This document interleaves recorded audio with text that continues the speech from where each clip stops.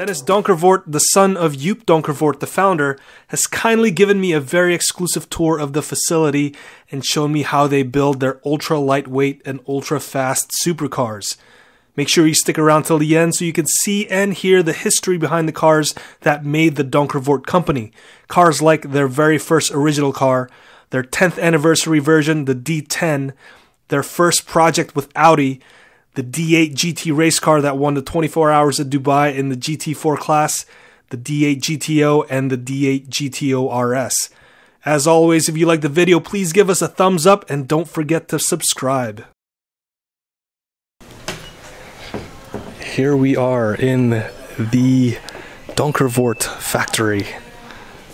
Yeah, so this is the factory. So what this department over here is our maintenance department, which is quite special because not many manufacturers are also offering maintenance in factory. We do it for two reasons, because we want to have the direct contact with the customer and we want to have the direct contact with the product. When we discover something today in the maintenance department which can be improved, we can put it in production, improve it next day. No car is the same. It's not only because we customize, but also because we improve all the day. So this is our assembly line.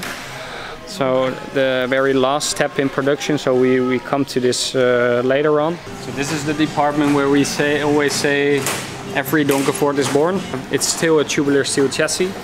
It has been changed in the meantime because every tube is supplied by our partner, which is doing the laser cutting process. So, for example, this is all laser cutting. So the tube has been developed in the computer. Our supplier is printing it out. Every tube has a number, like here, and then every rig has his number as well. And it's basically the work of the welder to put the right tube into the right rig. And then we have a variety of rigs, and then we have one rig, which is the yellow one over here, where all parts come together. A few interesting things to tell about the chassis. The first thing is we still use tubular steel chassis for a reason. We believe that the combination of steel and carbon fiber is the ultimate combination, because when you look to the ultimate characteristics of the material, you see that steel is very strong in compression forces, whereas carbon fiber is very weak in compression forces. Yes. Where carbon fiber is very strong in towing. Tensile. Exactly. And a metal is very weak actually with tension. So we believe in the combination. Second of all, what is interesting about this chassis is that because we use so many triangle structures in the design of the chassis, we don't need to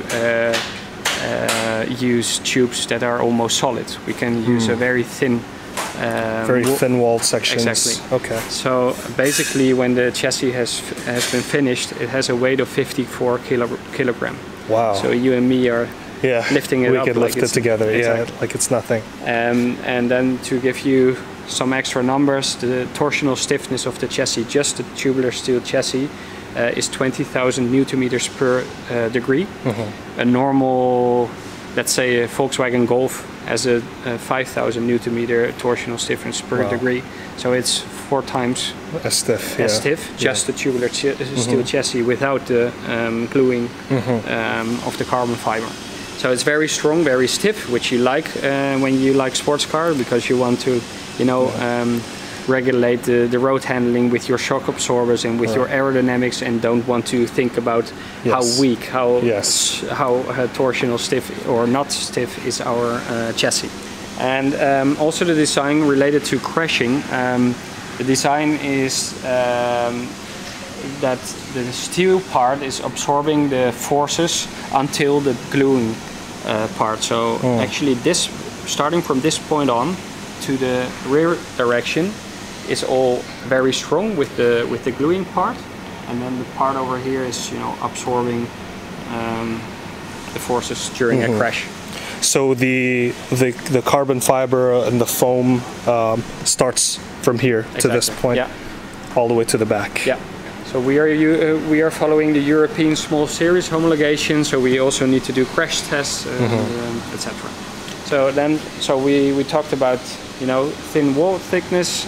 We talked about that it's very stiff.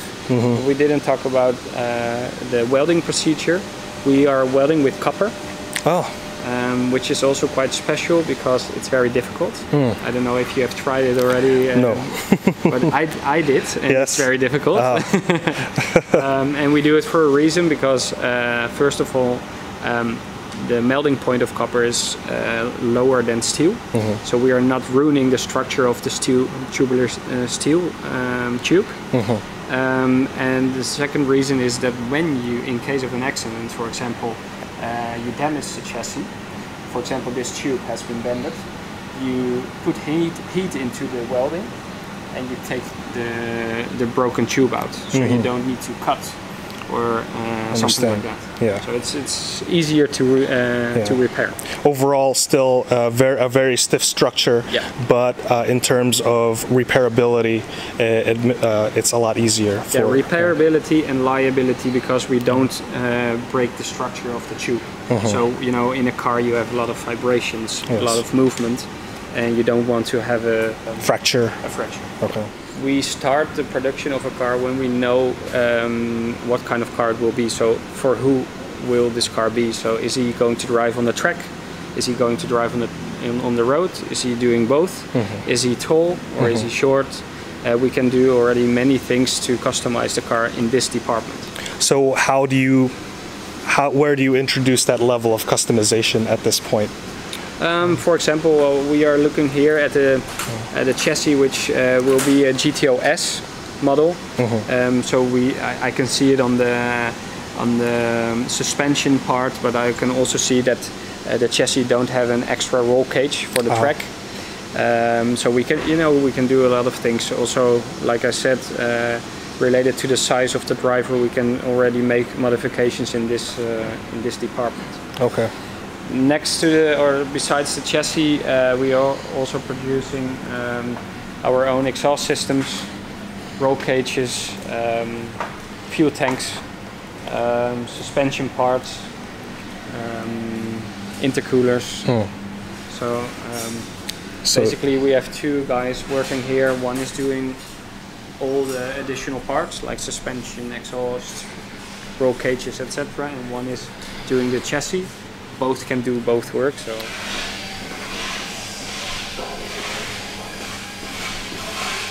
back in the days, this department was actually quite big, which was our aluminum department. But due to the fact that we are gaining carbon fiber, this is more or less our restoration and repair department. So in case of a damage or in case of a customer that wants to make the car new again, we use this department. Now, is there any more aluminum in the new cars? Yeah. Is it just the hood? It's just the hood, and it's the exhaust protection cover. Okay. And then we have some internal parts, which is still aluminum, but it's not so much anymore.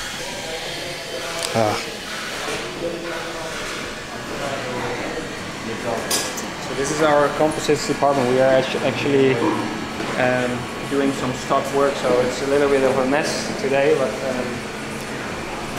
so here we do all the carbon fiber parts production.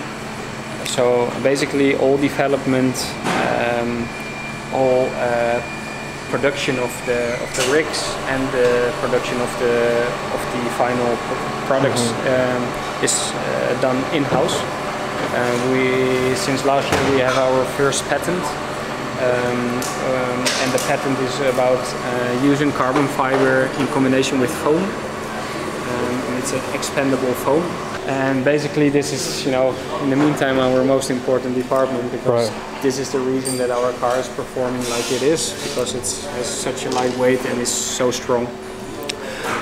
And so now the foam is sandwiched between layers of carbon fiber. This is the door. Okay.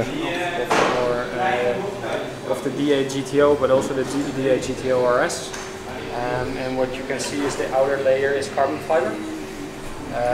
And then behind the carbon fiber layer we have aramid glass fiber, but then the core is foam inside. Yes. Which is making the product very strong, very strong structure, but also still very light. Integrated the production of the hinges into the process. The outer part of the seat, so it's 2 parts. Wow. There's no foam in there, is there? It's just pure carbon fiber. Pure carbon fiber, yeah. It depends on the part where we use the foam, but actually all structural parts, like the side panels, like the doors, like the complete back chassis, is with foam combination. Okay. For example, the side panel. Yes. So here you can see actually quite good the thickness of the foam. So this is the thickness of the foam. Okay. So then the assembly, so like I said, at the moment just GTO RS is in production. So here you can see every face basically. So all the way over there. You still see the tubular steel chassis. Yes. In the meantime it has been powder coated. Okay. We don't do that in-house. You can basically choose every color that you want. Yes. Most of the time it's black or matte black, something like that. Like I said, 54 kilograms. You know, the work starts over here to fully customize the car. Okay. So you can, you know, really choose many things. We always say we don't have an option list which is very long about sound systems, airbags, something like that. We don't have that. Yes. But the technique you choose, well, we have many options about that. So what kind of shock absorbers, what kind of differential, what kind of brake system, what kind of gearbox, how many horsepower. Speaking of sound system, you have the perfect sound system. Which is the up here, the 5-cylinder. Yeah. So again, this is from Audi. Yeah. You mentioned you could have different types of suspension. Yeah. Do you mean by how firm it is or how tunable it is? Both. Both. Yeah. Okay. Yeah. So we have actually a big variety in customers. So we have the customer that likes, you know, on a Sunday drive to drive in the mountains with the wife next to him, easy on, relaxed, comfortable. And then we have the more extreme customer who is just using the car on the track, where every tenth is important to have the best and most fast lap times. And yeah, we can customize in either direction actually. So. In terms of the transmission, what do you offer? Our standard street car is fitted with a Tremec 5-speed manual. Okay. So out of the USA, which just has a weight of 23 kilos, which is quite light and still very strong. And then for the racing cars or the cars that are just be driving on the track, we have a 6-speed sequential. Where Bosch developed the software, so we can shift up and down without using the clutch, which, you know, it's like a automatic or like a dual clutch transmission. Yeah, a little bit like that, but then hardcore and light. So that are actually the two options. And then we have a variety of differentials, so limited slip differential or just a normal differential. Okay. We have the brake system with the 6-piston system all around, or even we have a race ABS again from Bosch, which is fully adjustable again. So you can, you know, ultimately configure the settings of the ABS as well. And then we have many options concerning the optical appearance of the car, like for example those two. One is, you know, quite shiny, quite extreme. The other is a little bit more sophisticated but very technical, because this is again a fully exposed carbon fiber version, but then without the ink technology, so just clear coat, that's it. Now these cars are already called for Yeah. They've been bought. Yeah, the owners of these cars have been waiting, I think, 1.5 years now. Very patiently. Basically, so yeah, they supposed to be finished more or less the end of this month. Okay. A little bit later, maybe October, somewhere like that. Yeah, and you know, it's part of the fun of our cars, because every customer is receiving more or less a diary of photos of every step in production. Oh. So they see how their car is being born, you know, and even in this stage they still can make adjustments in the configuration. So for example, when they don't like the color of the calipers, we can still change it. And over here on the tray we see the remainder of the parts that's supposed to go on this car. Yep, you're right. And again, some of those have the foam within them. For example, maybe you see the door produced with our X-Core technology. So this is again a foam part, the upper part of the door. So painted on the outside, exposed carbon on the inside. Lots of carbon fiber trim pieces. Yeah, very difficult. Yeah. Now, time consuming as well. Speaking of time, how much time does it take to build a car from the tubular frame all the way till the end? More or less 600 hours. 600 hours. Yeah. So that's just the assembling, like you mentioned, and then you know, it's additional to produce the carbon fiber parts, additional to produce the tubular steel chassis, and also it depends, of course, what kind of appearance, what kind of technique we need to use. So for example, a GTO S, which is more or less a street configuration, has a production time of 450 hours. So it saves a lot of time. Okay. All right, so now we haven't talked about price yet. Now, assuming that you could still buy a Donkervoort D8 GTO RS, how much would it start at? Yeah, like you said, it's not available anymore for sale, but it starts at 153,000 euros, excluding taxes. And it can go up, of course, with the carbon fiber, exposed carbon fiber edition. The carbon fiber edition is around 190. That's the variety where we, you know, we play in. Okay. 002. So the very first beginning. So my father founded the company more or less 40 years ago. So next year, 40 years ago. Wow. And he actually started by importing the Lotus 7 from Great Britain to the Netherlands, but then quite quickly discovered that the cars that he was importing were not, you know, road legal for Europe. And then, you know, he came to the point where he needed to make the decision: am I going to change the product that I'm importing, or am I going to do it myself? What were some of the things that you had to abide by in order to make the cars road legal? What were some of the technical changes? It was not just one thing, so it were many things. So it was, you know, actually too many things, and therefore not really, you know, economic to do the changes. And therefore he said, okay, I'm going to start my own company, my own brand.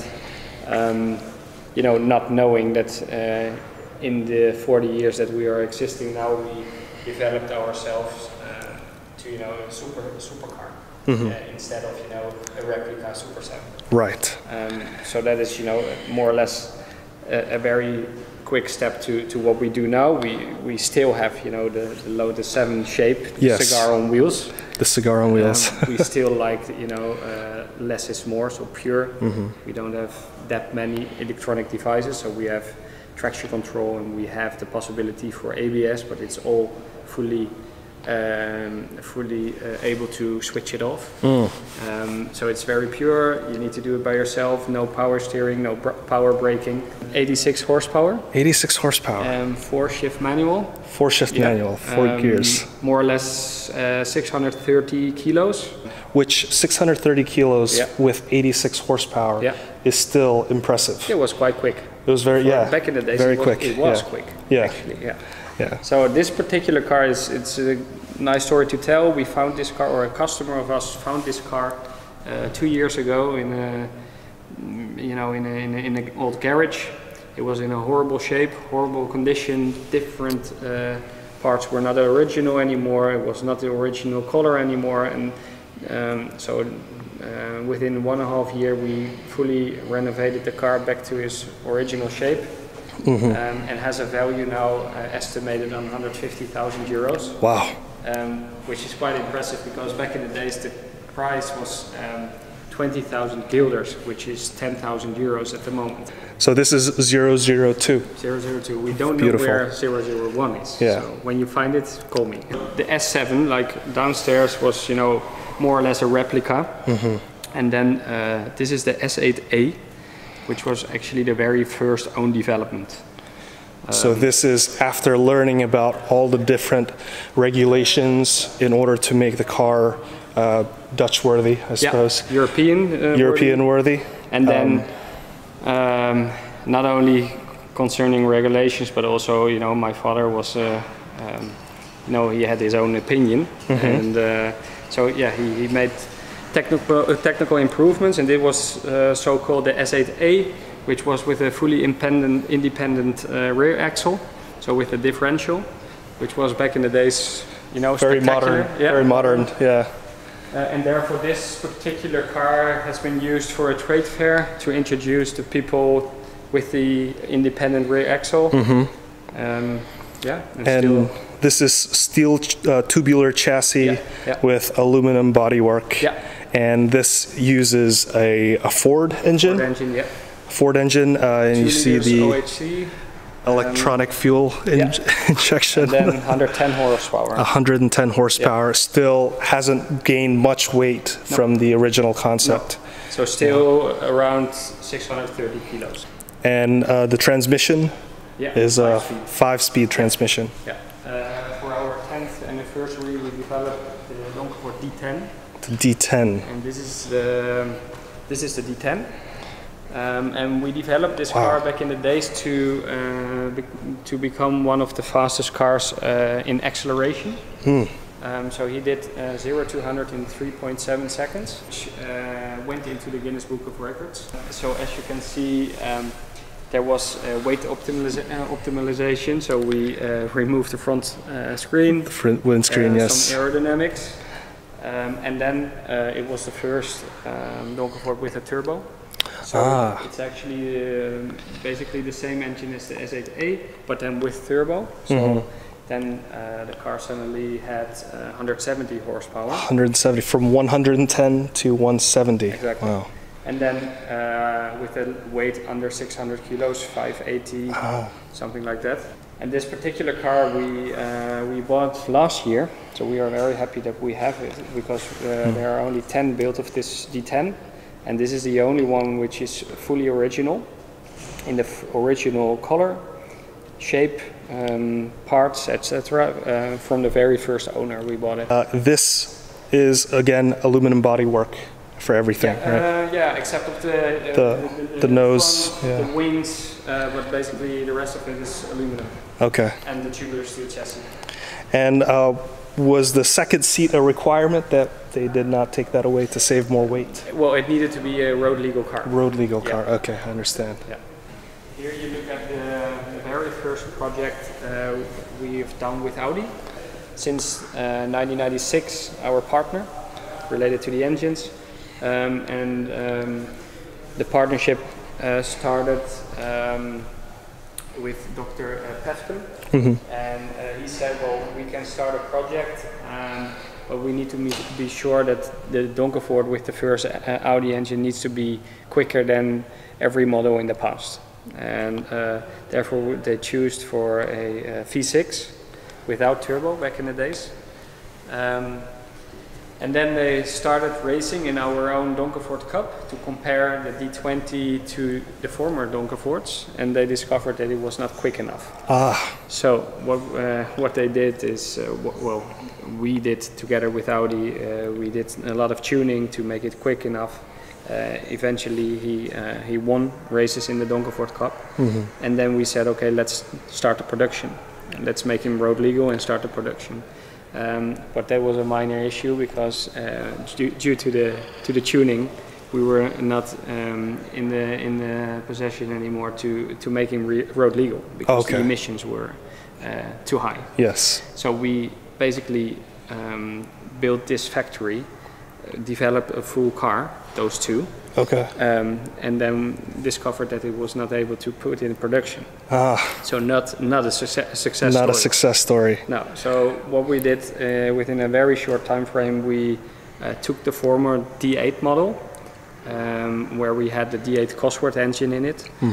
We transformed the D8 to a version with the Audi engine, 4-cylinder, 1.8 turbo. And we took that in production here in this facility. Now, how heavy was the D20? 680 kilos. Okay. And then it had 240 horsepower. Wow. Without turbo then. Wow. Yeah, so that was, you know, the start of the collaboration with Audi. So the start was difficult with the D20, but then with the D8, with the 1.8 turbo engine, we had many successes. For example, in 2004, we drove the Noordslijver lap record. We had it 2 times, so 2004, 2005, we took the record with 7 minutes 13. Wow. Which was quite quick for back. It's very impressive, yes. And then with more or less the same concept, we developed the first Donkervoort with a roof. That's this car. This is the D8 GT. In the car we drove the 24 hours of Dubai in 2010 and 2011. And in 2011 we have won the race. So, you know, still a very emotional car for us. Yes.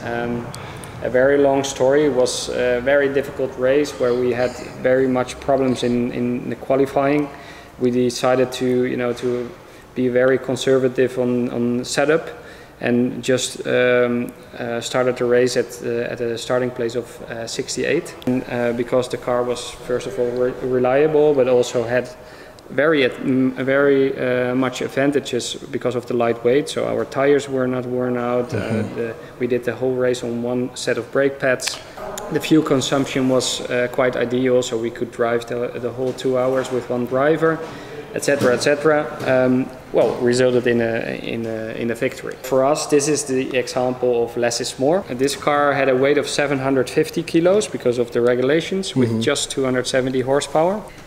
We did the race with 3 drivers, and, you know, like I said, we just drove, and every hour we went down in the standings because we were.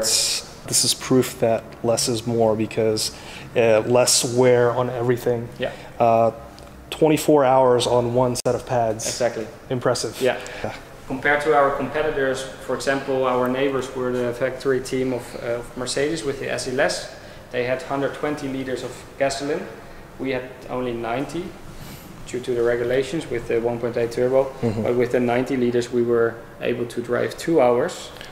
And they did 1 hour, 10 minutes with 120 liters. So that was a big advantage. So we did only 13 pit stops during the 24 hours. So then that was the DAGT, and then we started the development of GTO. Okay. You mentioned yourself with the 5-cylinder TFSI, 2.5 liters turbo. So GTO stands for GT Open. So GT the Open. open version of the GT. Okay. But it's a little bit more. It basically meant a complete new development for our company, because we had back in the days the tubular steel chassis with some composite parts, and most of the parts were aluminum.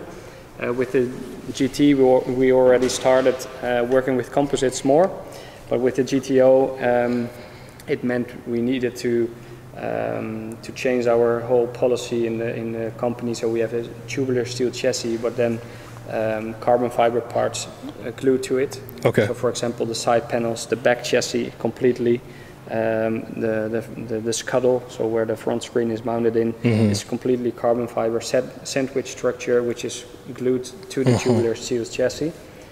So we wanted to let the car grow because of the 5-cylinder, also in size, but we didn't want to gain in weight. So that's basically one of the most important reasons that we said we need to look to the developments of carbon fiber. So the car, like it's standing here, has a weight of 695 kilos, so 695 kilos. Horsepower variety of 340, 380, and with the GTO RS, our newest version, 415 horsepower. Wow. So that is the fastest Donkervoort ever. Yeah. ever. Yeah. So 0 to 100, 2.7, 0 to 200, 7.8. And what is the difference between the engines? It's just performance tuning, or are there various components that? Yeah, many components. So you know the intake system, like the intercooler, like the exhaust system, of course. Many hardware components as well that has been changed to achieve the horsepower. So this is at the moment the GTO RS, the only model that we produce. So okay. we introduced the GTO RS last year. It has been sold out in the meantime, and we are producing them until mid next year. How many examples have been built in the prior year of this RS? We have produced 15 at the moment, and we need to produce 65. Okay. So still some work to do. Some work to do, yeah. So this is the model that we produce. So that is what I'm going to show you in our production Wonderful. facility. What we do, how we produce this model. Perfect.